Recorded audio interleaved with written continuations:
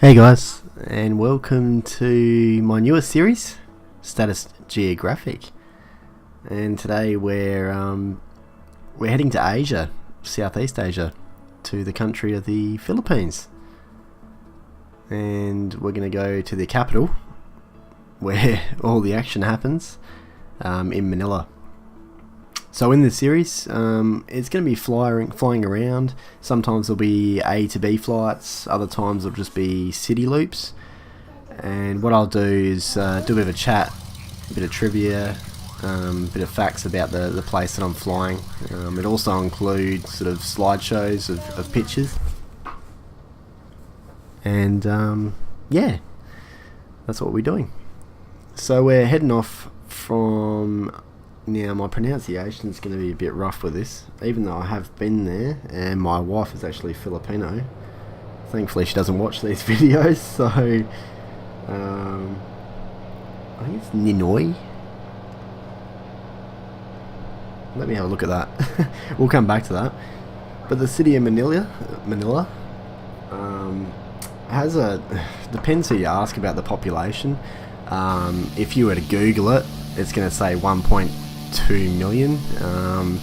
I'm not sure where they get that ridiculous or erroneous figure from, because the city itself has so many people. I think the total sort of urban area it hovers around the 18 million. It's a crazy amount of people. The city itself is just non-stop. It can be quite overwhelming for a traveller who's never experienced it before.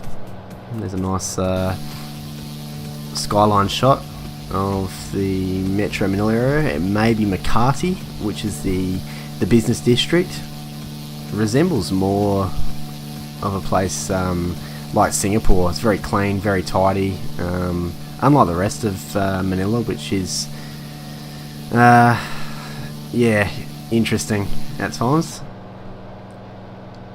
There's another nice picture of the skyline at night. It has, it's known as having one of the most beautiful sunsets in the world, which is sort of attributed by the smog and the pollution that's sort of in the air, and it creates this unusual haze. So when the sun goes down, it's almost surreal. One of the bad sides of Manila is the slums. Unfortunately, there's a lot of homeless people, and it is sort of yeah. There's the haves and there's a lot of have-nots, which is quite an eye-opener to a traveller who's never sort of been exposed to it before. My first trip to the Philippines was about 10 years ago, and I didn't know what to expect. I was sort of a bit ignorant. I went over there with family, and yeah, I sort of took a lot of stuff for granted of what it would be like. It was a real culture shock for me, but it certainly made me appreciate Western sort of civilization. That picture before was of a jeepney. They're one of the main modes of transport, not only in Manila, but also in the Philippines. I think they're a sort of a reconditioned... I'm going to get this wrong. I think it's a World War II sort of troop carrier the Americans had. Because there was a huge American presence during World War II, I believe, in the Philippines. Which also sort of plays into the fact that it has such an unusual culture over there. 90%, that's probably not even a correct calculation. There's a high percentage speak English, different sort of levels obviously, but to get around the country for a Westerner, it's so simple because you can just get around with English, which is great. But anyway, we'll be talking more about the different places in the Philippines. We'll probably do a handful of episodes to cover all sorts of different places there. But as I said, we're starting off in the city of Manila today. Popular. One of the most notable things I remember when I was there was the shopping malls are just astronomical in size. It's actually quite ridiculous how big they are. And at one stage, and I think it's the biggest shopping centre in Manila, I think it's around Christmas, they can get up to I think 1.2 million people in these malls. I wouldn't like to be there during that.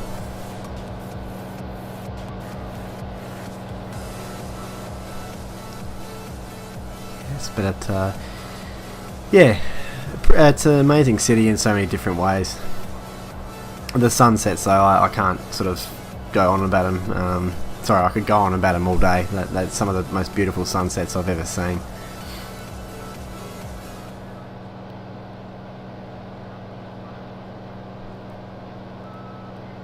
So this is on the northern island of Luzon. Obviously, what most people know of the Philippines is it has a a bucket load of islands. That's why it's sort of known as an archipelago. There's I won't say actually main islands, because there's main sort of areas or states, as the US viewers or Australian viewers will know. They're not really known as states. I think it's more of a I'd like to say province, but I think Filipino watchers might say I'm wrong there too. Three main areas of the Philippines. You've got Luzon, which is the main island that Manila's on, as well as several other cities and towns. Then you move into the middle of the Philippines, which is known as the Visayas, and that includes the Philippines' second biggest city, which is known as Cebu, which we'll certainly head down to in one of the episodes. I actually spent close to 2 months. I'd say living over there actually for 2 months when I was getting married. And then down to the southern part of the Philippines, which is known as Mindanao, so a large island down to the south. Unfortunately, it makes the news for the wrong reasons. They've got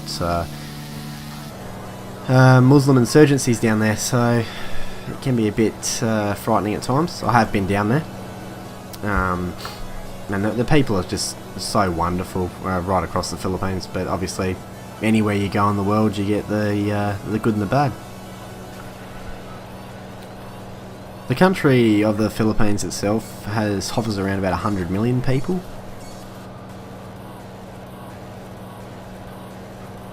I think it's 90% of them are Roman Catholic. It's one of the biggest Catholic nations in the world. Going back to the culture though, so yeah, it's a real mix, and you certainly notice that when you're over there.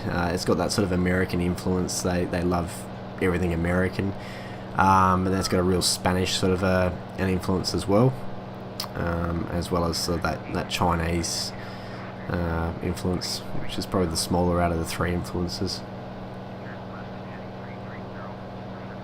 I've just appointed a new president over there. Seems to be a bit of a cowboy. He's coming out with a lot of different sorts of things, which are a bit over the top. Reminds me of someone else I know that was recently elected. As far as exports or their popularity, it usually stems from their boxer, Manny Pacquiao, who actually heralds from the same city as my wife is from, down in Mindanao, known as General Santos, which we might do an episode, or we might do an A to B flight from there. Yes, he's quite popular domestically and obviously internationally.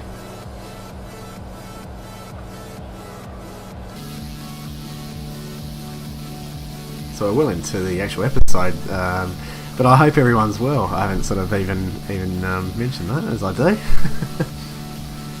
As you might have noticed, there's been a fair bit of activity on the channel of late with our new star of the show, my Phantom 4, which I nervously took out for its first flight yesterday.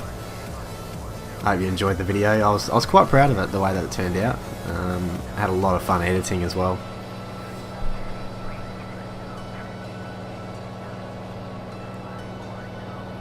And I hope I don't get into trouble for the Status Geographic logo that I've created. Obviously resembles a larger organisation, which I won't mention.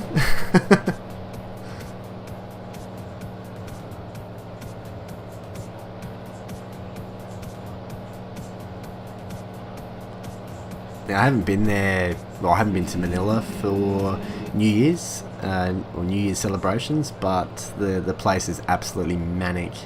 They go crazy with fireworks, as they do throughout the country. I was fortunate enough to be in Cebu City for New Year's Eve once, and it felt like a war zone with all the fireworks. It was pretty cool. But no, they're not afraid to have a celebration or two. Lots of fiestas they have over there for different sort of areas throughout the Philippines for different events. Yeah, it's pretty cool. Sadly, you're looking at some default scenery. The Philippines doesn't have any add-on scenery. I looked everywhere, far and wide, to get some. Originally when I first started this channel, I was going to be doing flights from the Philippines straight away. When I started doing flight simulation, this was one of the places I sort of went to a lot. But yeah, with the lack of scenery, it sort of put me off putting on YouTube. But Prepar3D just does such a wonderful job with scenery anyway, that I thought, oh, why not? So yes, it doesn't resemble, I should say no, it doesn't resemble Manila really well. It's such a, what's the word, sort of high density sort of a place. There's just so many tall buildings and just buildings everywhere. There's just no room to move. Yeah, for anyone interested in travelling there that hasn't been there, I'd probably recommend probably 3 days maximum before you sort of move on to elsewhere within the Philippines. It can be so overwhelming after about the third day with just the population and the pollution can be a bit too much too, because a high bulk of the traffic over there, and don't get me started on traffic there, is diesel, so you are sort of breathing in that sort of diesel sort of air, so it's yeah, a bit full on after a few days, but still a great place, and certainly an eye-opener.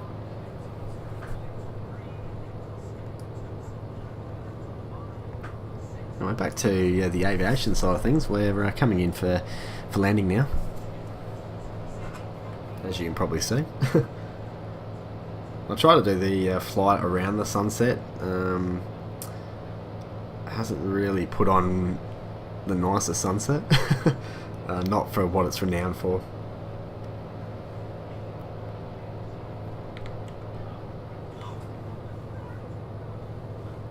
And it was at Ninoy Aquino International Airport. So at the end of the episode, he finally gets the name for you. I went off on a bit of a tangent there.